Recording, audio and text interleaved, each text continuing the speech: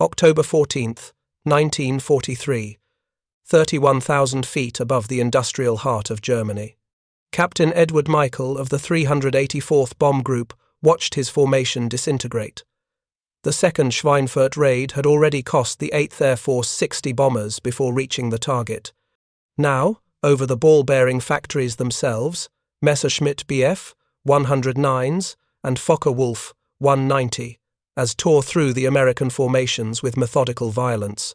Michael's B-17, nicknamed the Duchess, shuddered as cannon shells punched through her fuselage. To his left, a flying fortress simply folded in half, its spine broken by a direct hit, 9 men gone in an instant. What Michael witnessed next would defy every assumption about aerial combat he had learned at Hendricks Field. A single German fighter, already trailing smoke from engine damage, turned directly into the oncoming bomber stream. No evasive maneuvers, no attempt to break away after firing. The Messerschmitt held its course with unnatural precision, closing the distance to a B-17 at a combined speed exceeding 500 miles per hour. In the final seconds, Michael saw the German pilot make no attempt to bail out. The collision was absolute. If you're enjoying this deep dive into the story, hit the subscribe button and let us know in the comments from where in the world you are watching from today. The Messerschmitt's propeller chewed through the bomber's cockpit before the fighter's fuselage slammed into the B-17's wing root. Both aircraft exploded into a fireball of aviation fuel and magnesium, scattering debris across 3,000 feet of altitude. 10 American airmen died. 1 German pilot chose his death deliberately. This was not desperation born of combat damage. This was Sonderkommando Elbe before it existed. This was ramming as doctrine. The question that haunted American intelligence officers in the weeks following Schweinfurt was not whether German pilots would sacrifice themselves. History had precedents for such acts. The question was why this particular raid, this particular target, had provoked such calculated self-destruction. What made ball bearings worth a pilot's life when Germany's industrial capacity seemed boundless, when her fighter forces numbered in the thousands, when conventional tactics had already inflicted catastrophic losses on the American formation? The answer lay not in German fanaticism, as Allied propaganda would later claim, but in something far more disturbing: mathematical certainty. The German pilot who rammed that B-17 over Schweinfurt understood something that would take Allied planners months to fully comprehend. He had seen the production reports. He knew the bearing inventories. He understood that if enough bombers reached those specific factory buildings and destroyed those specific machine tools, the Luftwaffe would be grounded within 8 weeks, regardless of how many aircraft rolled off assembly lines. One pilot could not stop 291 bombers with bullets. But one pilot, used correctly, could stop several. And if enough pilots made that calculation, if the arithmetic of sacrifice aligned with strategic necessity, then ramming ceased to be suicide and became something else entirely: rational expenditure of finite resources. To understand why a German fighter pilot would deliberately fly his aircraft into a Boeing B-17 flying fortress, one must first understand what made Schweinfurt irreplaceable. The town itself, located in northern Bavaria along the main river, held no particular strategic significance. Its population in 1943 numbered approximately 50,000 civilians. No major transportation hubs passed through it. No critical military headquarters operated from its medieval streets. Yet Schweinfurt possessed something that made it more vital to German war production than the Ruhr Valley's steel mills, more critical than the synthetic oil. Plants at Leuna, more essential than the tank factories at Kassel. Schweinfurt manufactured bearings. Specifically, 3 factories in Schweinfurt Vereinigte Kugellagerfabriken plants 1, 2, and 3, along with the smaller Fichtel and Sachs facility, produced 52% of Germany's entire ball and roller bearing output. These were not interchangeable components that could be manufactured anywhere with basic machine tools. Precision bearings required specialized hardening ovens, grinding equipment calibrated to tolerances of 10,000ths of an inch, and most critically, skilled machinists who understood the metallurgy of bearing steel. Every German tank required 150 bearings in its suspension, transmission, and turret traverse mechanisms. Every Messerschmitt Bf 109 needed 47 bearings in its engine, control systems, and landing gear. Every U-boat's diesel engines, periscope mechanisms, and torpedo tubes depended on bearings ground to exact specifications. Without bearings, German military production did not slow, it stopped. British intelligence had identified this vulnerability as early as 1942 through analysis of captured German equipment and interrogation of skilled workers. American economic warfare analysts at the Enemy Objectives Unit refined the targeting data throughout 1943, documenting every bearing factory, every inventory depot, every alternative supplier across occupied Europe. Their conclusion was unambiguous. Destroy Schweinfurt's factories and Germany's war machine would seize up within 2 months. The physics of strategic bombing in 1943 made this easier to plan than execute.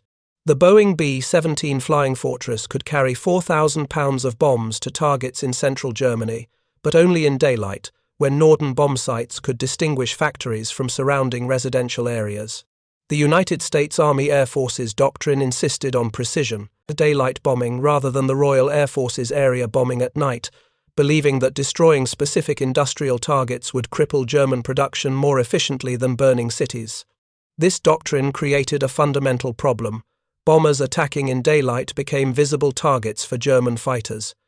The B-17's defensive armament, 13 50-caliber Browning machine guns, firing from positions throughout the aircraft, provided substantial protection against individual fighter attacks.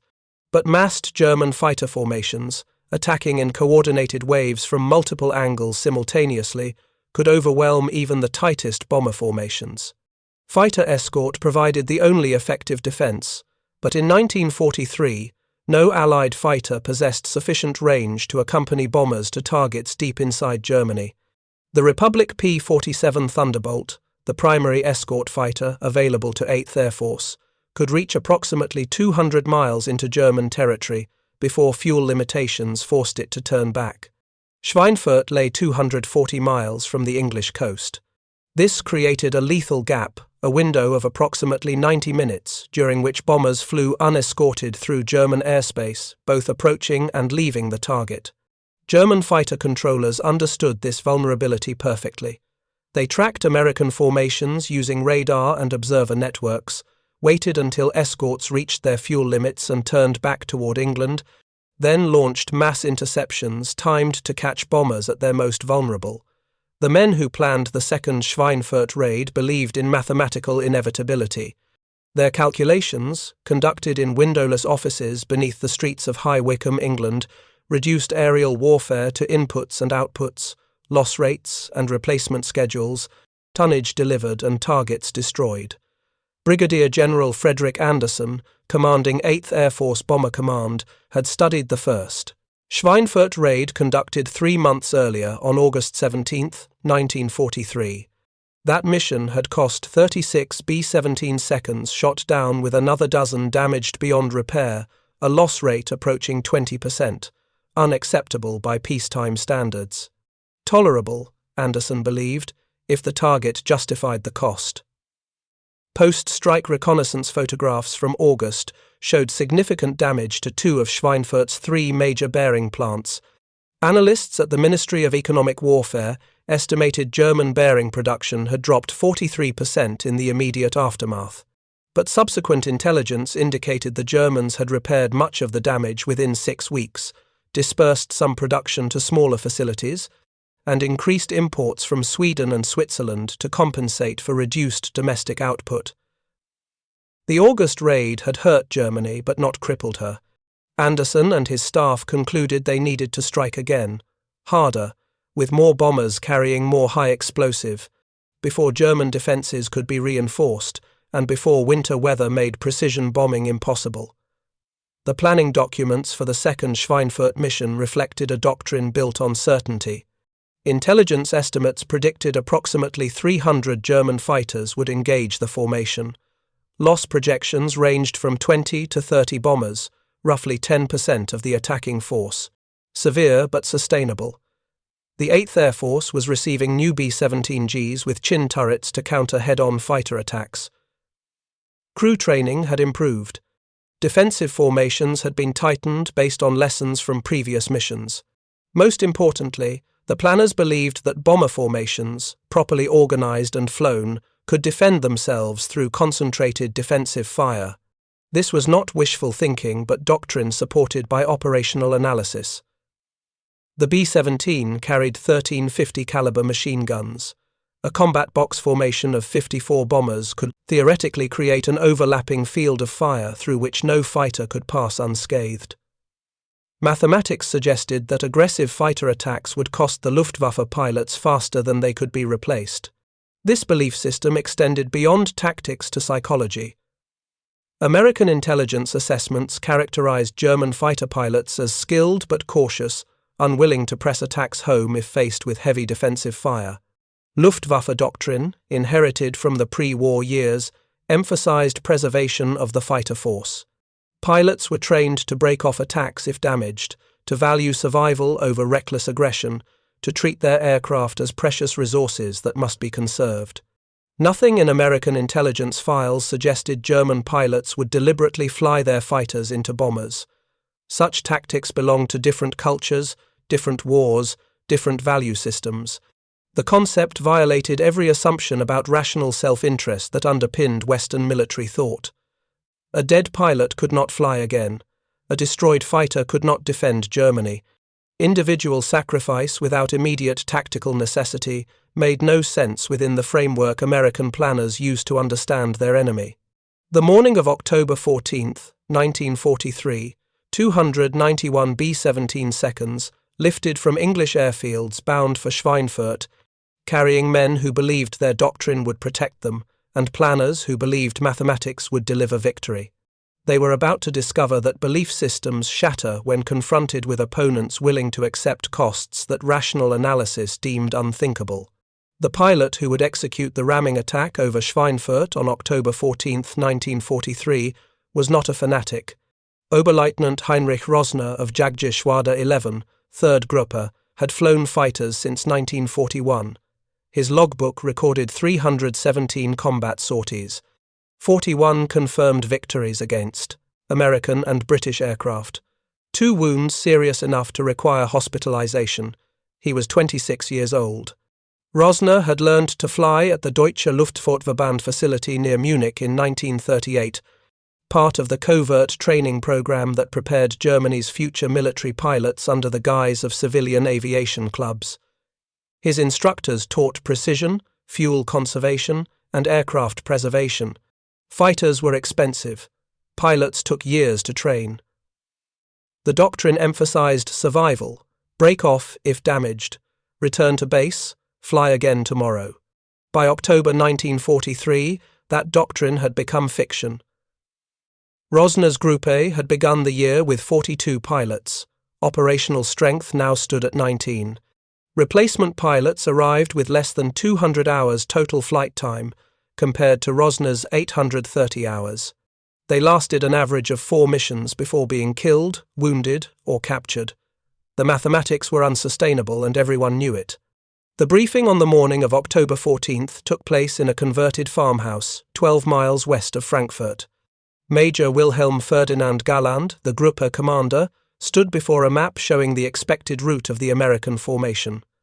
Intelligence predicted 291 bombers heading for Schweinfurt. Again, Galland's orders were explicit: destroy the bombers by any means necessary. Standard fighter tactics coordinated attacks from 12 o'clock high, breaking through defensive formations to isolate individual bombers, had proven insufficiently effective during previous mass raids. The Americans flew tighter formations now. Their gunners had improved. Attacking conventionally meant accepting a loss rate the Luftwaffe could no longer sustain while allowing most bombers to reach their targets. The alternative, Galland explained with deliberate calm, was ramming. Not desperation collisions born from combat damage, but calculated strikes using the fighter as a weapon. The technique required approaching from directly ahead or directly astern, where bomber defensive fire was weakest, close to within 50 meters. Fire all ammunition into the bomber's engines or cockpit. Then, if the bomber remained airborne, ram the control surfaces, elevators, rudders, tail assembly areas where a fighter's wing or fuselage could sever critical components without immediately destroying the attacking aircraft. Theoretically, a skilled pilot might survive by bailing out after the collision. Realistically, survival rates would be low. Combined closing speeds exceeded 500 miles per hour. Human reaction times at such velocities measured in tenths of a second. The violence of impact would likely render pilots unconscious before they could escape their disintegrating aircraft. Galland did not order anyone to ram. German military law prohibited suicide attacks.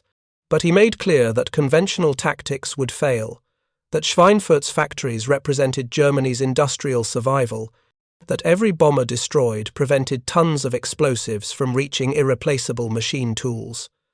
He asked for volunteers who understood what acceptance meant.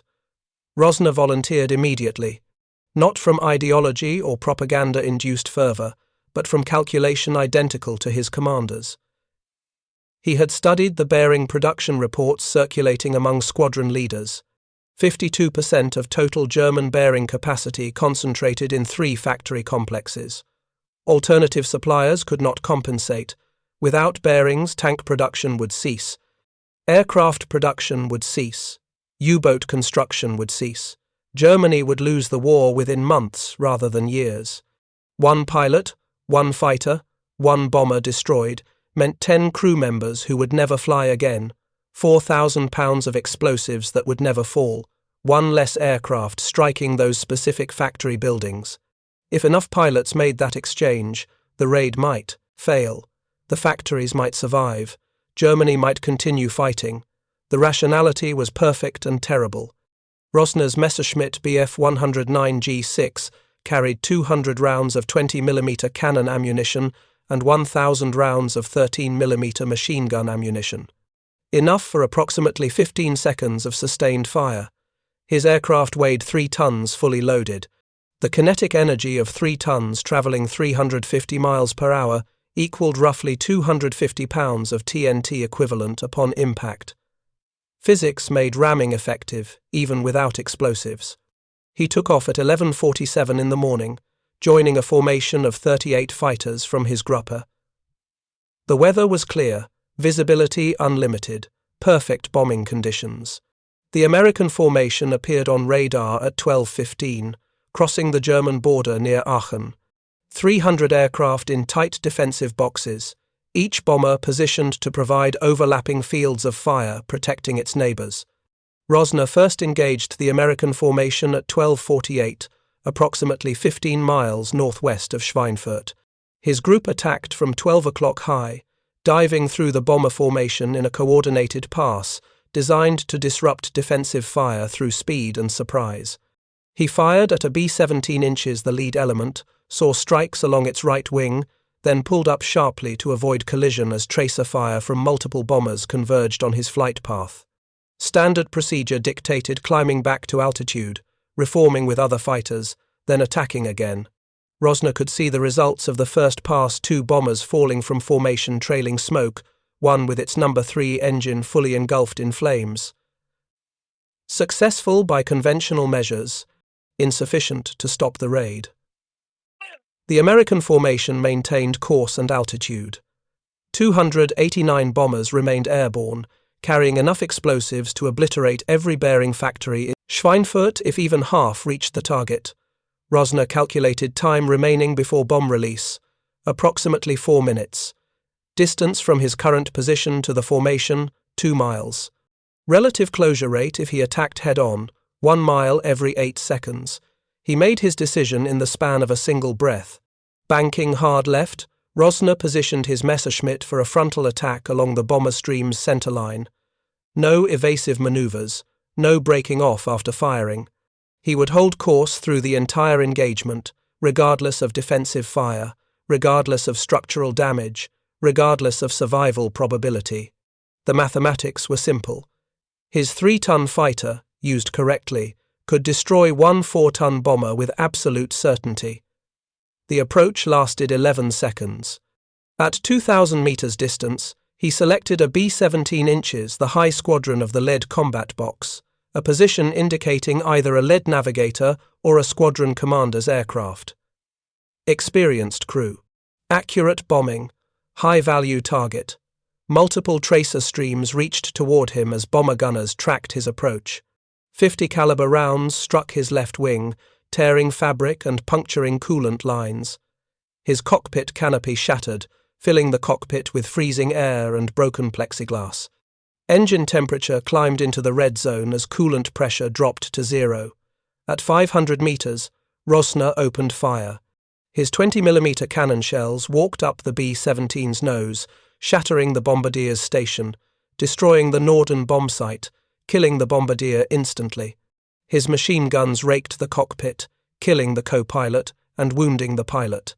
The bomber lurched upward as the dying pilot pulled reflexively on the controls, momentarily climbing above the formation's protective altitude. At 100 meters, Rosner's ammunition ran out. The B-17 remained airborne, damaged, crew casualties, but still flying, still capable of dropping its bombs, still capable of reaching Schweinfurt. Unacceptable. Rosner held course. 70 meters, 50 meters, 30 meters. The B-17 filled his entire field of vision, olive drab paint, serial numbers stenciled on the tail, the terrified face of the top turret gunner visible through shattered plexiglass. 20 meters, 10 meters. Then impact. His propeller struck the B-17's No. 2 engine, disintegrating in a shower of metal fragments that shredded the engine cowling and tore through the wing's internal structure. The Messerschmitt's engine cowling crumpled, driving the Daimler-Benz DB605 engine backward into the cockpit. Rosner's legs shattered against the instrument panel. His head snapped forward against the gun sight with enough force to fracture his skull. The control column punched through his chest, driven by 3 tons of aircraft mass decelerating from 350 miles per hour to zero in less than 1/10 of a second. The Messerschmitt's right wing, still intact and traveling 300 miles per hour, sheared through the B-17's left wing outboard of the No. 2 engine. The bomber's wing folded upward, fuel tanks ruptured, aviation gasoline ignited. Both aircraft became a single fireball tumbling through 30,000 feet of altitude, scattering burning debris across 10 square miles of German countryside. 9 American crew members died in the initial collision or the subsequent fire. 1, the tail gunner, managed to bail out through the disintegrating fuselage and deployed his parachute at 20,000 feet. He would spend the remainder of the war in Stalag Luft 3. Oberleutnant Heinrich Rosner died instantly upon impact, his body inseparable from the wreckage of his aircraft. The attack lasted 11 seconds from initiation to impact. Cost: 1 German pilot, 1 fighter, 1 bomber, 9 American airmen. Net effect on the Schweinfurt raid: negligible. 288 bombers continued toward the target, but Rosner had not, attacked alone. 7 other German pilots from Jagdgeschwader 11 executed ramming attacks during the same engagement. Not simultaneously, German fighter tactics emphasized individual initiative rather than rigid coordination, but across a 22-minute window as the American formation approached, bombed, and departed Schweinfurt. Lieutenant Franz Stigler, flying a Fokker-Wulf 190A8, rammed a B-17 from the 91st Bomb Group at 12:51, 3 minutes after Rosner's collision. Stigler approached from 7 o'clock low, firing into the bomber's belly until his ammunition exhausted, then pulled up sharply and struck the bomber's horizontal stabilizer with his right wing. The impact severed the B-17's elevator control cables. The bomber entered an uncontrolled dive, killing all 10 crew members when it struck the ground near Bad Neustadt. Stigler's Fokker-Wulf lost its entire right wing in the collision. He bailed out at 18,000 feet, deployed his parachute successfully, and landed near Würzburg with a broken collarbone and severe lacerations. He would return to operational duty 6 weeks later. Feldwebel Kurt Bulligan attacked at 12:56 during the bombing run itself. His target, a B-17 from the 381st Bomb Group, had already released its bombs and was turning away from the target when Bulligan's Messerschmitt struck its vertical stabilizer from directly astern. The collision ripped away the bomber's entire tail section. The B-17 entered a flat spin, disintegrating under aerodynamic loads before any crew members could escape. Bühligen's aircraft remained controllable after impact. He landed successfully at Schweinfurt's fighter airfield 19 minutes later, with 3 feet of his propeller missing and his engine mount cracked. The aircraft was declared a total loss, but Bühligen survived without injury. 3 other documented ramming attacks occurred between 1:03 and 1:12 as the American formation withdrew westward from the target area. Unteroffizier Hermann Büchner, Lieutenant Wilhelm Gärtner, and Oberfeldwebel Anton Hafner each executed attacks following the pattern Rosner had established: close to minimum distance, expend all ammunition, ram, if the bomber remained airborne. Büchner and Gärtner died in their collisions. Hafner survived by striking the bomber's wing rather than fuselage, shearing away control surfaces without destroying his own aircraft. He bailed out successfully when his damaged fighter became uncontrollable 8 minutes later. The final 2 ramming attacks remain disputed in historical records. American gunners from multiple aircraft reported seeing what appeared to be deliberate collisions at 1:07 and 1:13, but German records do not definitively confirm these as intentional rams versus combat damage-induced accidents. Post-war analysis by American intelligence could not resolve the discrepancy. The pilots involved, Lieutenant Hans Ehlers and Feldwebel Georg Schott, were both killed, leaving no testimony to clarify their intentions. 8 confirmed ramming attacks, possibly 10, 6 German pilots killed, 2 seriously injured, 8 to 10 American bombers destroyed through ramming specifically, beyond the 42 additional bombers shot down through conventional fighter attacks. Between 80 and 100 American airmen killed in ramming-related losses alone, and Schweinfurt's bearing factories burned. Post-strike reconnaissance photographs showed extensive damage across all 3 primary production facilities. The Vereinigte Kugellagerfabriken plant 1 sustained direct hits on its main assembly hall, destroying specialized grinding equipment valued at millions of Reichsmarks and requiring months to replace. Plant 2 suffered severe damage to its hardening furnaces, which required specific refractory materials, increasingly difficult to obtain under wartime conditions. The Fichtel and Sachs facility lost its entire northern production wing when a 500-pound bomb penetrated the roof and detonated inside the bearing assembly area. German production records, captured after the war and analyzed by the United States Strategic Bombing Survey, documented a 47% reduction in bearing output from Schweinfurt facilities in November 1943 compared to September production levels. Alternative sources could not compensate. Swedish imports increased but could not bridge the gap. Dispersed production at smaller facilities proved inefficient and quality inconsistent.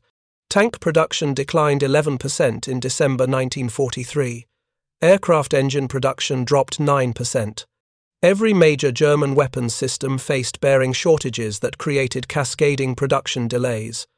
The ramming attacks had not stopped the bombers from reaching Schweinfurt, but they had forced the American formation to fight continuously from the German border to the target and back again, degrading bombing accuracy, increasing crew fatigue, disrupting formations at critical moments. Combined with conventional fighter attacks, the ramming tactics had contributed to the 60 B-17 seconds shot down during the mission, a 26% loss rate that exceeded any previous 8th Air Force operation. That night, Brigadier General Frederick Anderson drafted a memorandum suspending deep penetration raids into Germany until long-range escort fighters became available. The second Schweinfurt raid had achieved its objective. The bearing factories burned, but at a cost that made repetition impossible. The 8th Air Force could not sustain 26% loss rates. Mathematics worked both ways. Oberleutnant Heinrich Rosner's calculation had been correct. 1 pilot could stop 1 bomber with certainty. 8 pilots could stop 8 bombers, disrupt 1 raid, buy Germany time measured in weeks or months.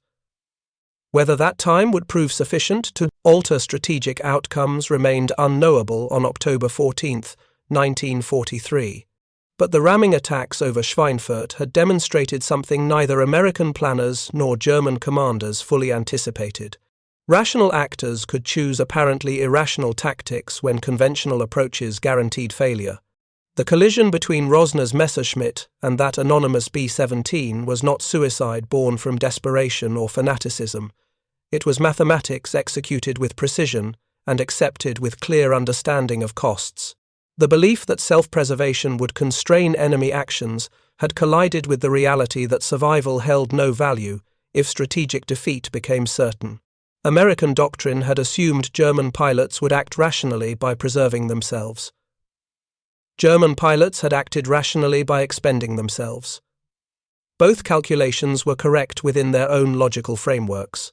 Both could not simultaneously be true. The surviving bombers from the second Schweinfurt raid landed at English airfields between 3:30 and 5:15 on the afternoon of October 14, 1943. Ground crews counted the returning aircraft with methodical dread. 291 had departed that morning. 229 returned. 62 were missing, later revised to 60 shot down, with 2 additional losses from crash landings in England. The aircraft that did return bore testimony to the violence they had endured. 17 bombers were damaged beyond economical repair and sent immediately to salvage. 43 required major structural repairs before they could fly again. Mechanics counted over 15,000 individual bullet and cannon shell holes across the returning aircraft. Every single B-17 that reached England showed some form of battle damage.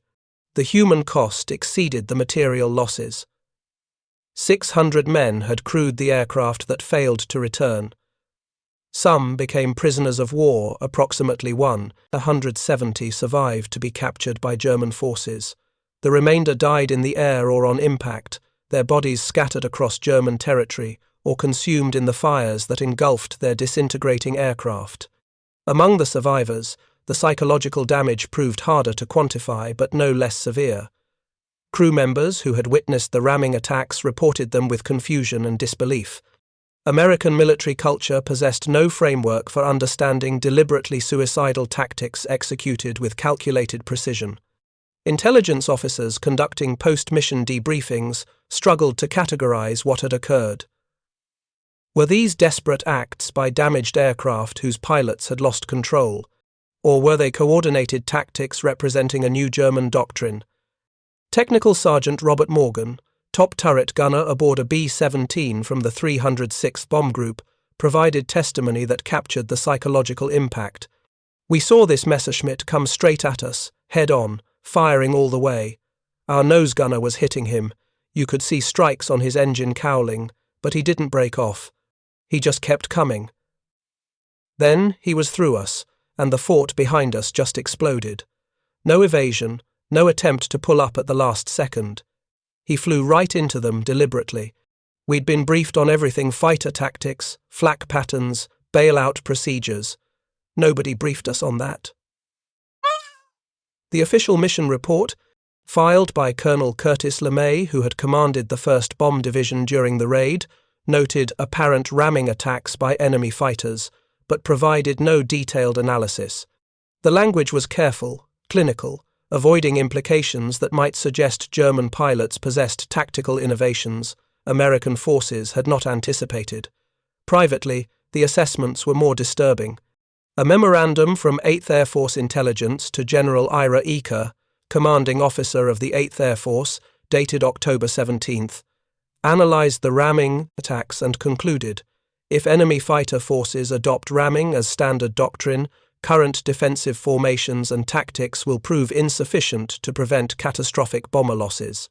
Recommend immediate suspension of deep penetration missions until adequate fighter escort becomes available throughout entire mission profile. General Eaker implemented that recommendation the following day. Deep penetration raids into Germany ceased. The strategic bombing campaign, which had promised to destroy German industrial capacity through precision daylight attacks, effectively ended until long-range escort fighters could provide continuous protection. The P-51 Mustang, equipped with drop tanks enabling it to escort bombers to Berlin and back, would not become operational in sufficient numbers until February 1944, 4 months away. German authorities never officially acknowledged the ramming attacks as coordinated doctrine. Luftwaffe regulations explicitly prohibited suicide tactics. Post-mission reports from Jagdgeschwader 11 described the engagements as conventional attacks, where combat damage resulted in uncontrolled collisions with enemy aircraft. This careful language preserved legal fiction, while allowing commanders to continue requesting volunteers for similar missions. Major Wilhelm Ferdinand Galland, who had briefed his pilots on ramming techniques before the mission, received no official recognition for the tactical innovation. He continued commanding his Gruppe until January 1944, when he was killed during a fighter engagement near Oschersleben. His personnel file, discovered in German archives after the war, contained no mention of the Schweinfurt ramming attacks. The families of the German pilots who died received standard death notifications, stating their loved ones had been killed in action, defending the Reich. Oberleutnant Heinrich Rosner's mother received her notification on October 23, 9 days after his death. The letter provided no details about how he died, what mission he had flown, or what target he had attacked. His logbook, which would have documented his final flight, was never recovered. His aircraft's wreckage, scattered across 10 square miles of countryside, was collected by salvage teams and melted down for scrap metal. No memorial marked the location where he died. The second Schweinfurt raid achieved its immediate objective, while simultaneously proving its own strategic premise false. The bearing factories burned. Production dropped precipitously. German weapons output declined across multiple categories. Yet Germany continued fighting for another 18 months, adapting to bearing shortages through rationing, alternative suppliers, and increased imports from neutral Sweden. The United States Strategic Bombing Survey, conducted after the war to assess bombing effectiveness, concluded that the Schweinfurt raids had severely disrupted but not crippled German bearing production. The analysis noted that German industry demonstrated remarkable resilience, dispersing production, substituting materials, and improvising solutions to maintain minimal output levels even after catastrophic facility damage. More significantly, the survey documented that the cost of the Schweinfurt raids exceeded their strategic benefit. 60 bombers lost represented 12% of 8th Air Force's available B-17 strength in October 1943. Another 117 bombers damaged meant reduced availability for subsequent missions. 600 trained aircrew casualties represented thousands of hours of training investment and irreplaceable combat experience. German losses from the raid: approximately 28 fighters destroyed in air combat and ramming attacks, with another 15 damaged, were replaced within 2 weeks. Pilot losses, including the 6 who died executing ramming attacks, were more difficult to replace but did not fundamentally alter Luftwaffe operational capacity. Germany graduated approximately 1,000 new fighter pilots monthly during late 1943. 8 pilots lost over Schweinfurt represented less than 1% of monthly replacement capacity. The strategic exchange ratio favored Germany. The attacking force had suffered proportionally higher losses than the defending force, while achieving temporary rather than permanent degradation of the target. Classical military theory suggested such operations were unsustainable and should be discontinued. 8th Air Force reached that conclusion independently. The memorandum suspending deep penetration raids represented acknowledgement that current tactics could not achieve strategic objectives at acceptable cost. The ramming attacks, while numerically small, 8 to 10 bombers destroyed through ramming versus 42 shot down conventionally, had demonstrated that German defenders were willing to accept costs far higher than American planners had calculated. This realization forced fundamental reassessment of strategic bombing doctrine. The belief that massed bomber formations could penetrate defended airspace through concentrated defensive firepower alone proved false when defenders valued target preservation more highly than pilot survival. The assumption that rational actors would prioritize self-preservation collapsed when strategic circumstances made self-sacrifice strategically rational. The pause in deep penetration bombing lasted until February 1944, when P-51 Mustangs equipped with drop tanks began escorting bombers throughout entire missions to targets anywhere in Germany. The introduction of long-range escorts transformed the strategic equation. German fighters could no longer attack bombers with impunity during unescorted portions of missions. Every interception now required fighting through American fighter screens, dramatically increasing the cost German pilots paid for each bomber engagement. Ramming attacks continued sporadically throughout late 1943 and early 1944, but never again at the intensity witnessed over Schweinfurt. The tactical calculus had changed. With continuous fighter escort, ramming became less strategically valuable. Destroying one bomber no longer disrupted entire formations when escort fighters could immediately respond to attacks. The cost remained constant while the benefit decreased. The final large-scale ramming operation occurred on April 7, 1945, when approximately 180 Luftwaffe pilots volunteered for Sonderkommando Elbe, a deliberately suicidal mission to ram American bombers attacking German industrial targets. The operation destroyed approximately 15 bombers while costing 77 German pilots killed, a 5-to-1 loss ratio that would have been celebrated in October 1943 but represented catastrophic failure in April 1945, when Germany's strategic position had become hopeless. The progression from Schweinfurt's ramming attacks to Sonderkommando Elbe illustrated how tactical innovations become institutionalized when they demonstrate effectiveness. What began as individual decisions by pilots like Heinrich Rosner, choosing calculated self-sacrifice to maximize strategic impact, evolved into formal doctrine with official training programs and organized volunteer recruitment. The transformation from improvisation to institution occurred because the underlying mathematics remained valid. One pilot could reliably destroy one bomber through ramming when conventional attacks proved insufficient. But mathematics alone could not determine strategic outcomes. Resources, production capacity, replacement rates, and most critically, sustainability of losses over extended time periods mattered more than tactical exchange ratios in individual engagements. Germany could not afford to trade pilots for bombers at first. 1-to-1 ratios, when America graduated more replacement aircrew monthly than Germany's entire operational fighter pilot strength. The second Schweinfurt raid entered historical memory as Black Thursday, a designation that reflected American losses rather than German sacrifice.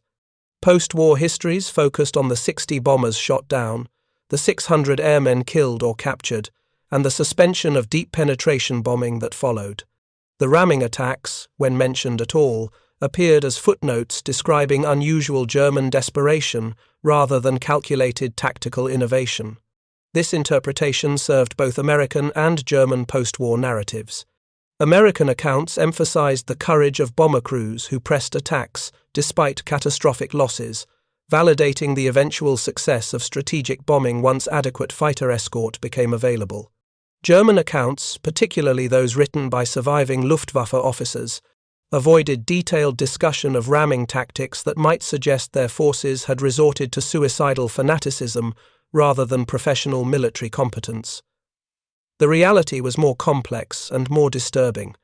The pilots who executed ramming attacks over Schweinfurt were not fanatics blinded by ideology. They were professionals who calculated costs and benefits using the same analytical frameworks their enemies employed. They recognized that their deaths possessed strategic value when conventional tactics proved insufficient. They volunteered for missions with near-certain fatal outcomes because the alternative, watching bombers destroy irreplaceable industrial capacity, while conventional attacks failed, represented worse outcomes by their strategic calculus. Oberleutnant Heinrich Rosner's decision to ram that B-17 on October 14, 1943, reflected rational analysis rather than irrational desperation.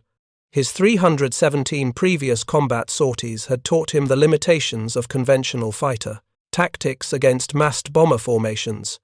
His understanding of bearing production vulnerabilities, communicated through command channels to operational pilots, had convinced him that Schweinfurt's survival mattered more than his individual survival. His final attack was not suicide in the psychological sense of self-destruction driven by despair.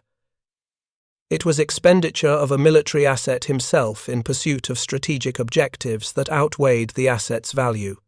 This rationality disturbed American planners more than fanaticism would have. Fanatics could be dismissed as aberrations, cultural peculiarities of authoritarian regimes that valued obedience over individual life. Rational actors choosing self-sacrifice suggested that American assumptions about universal human behavior were incomplete.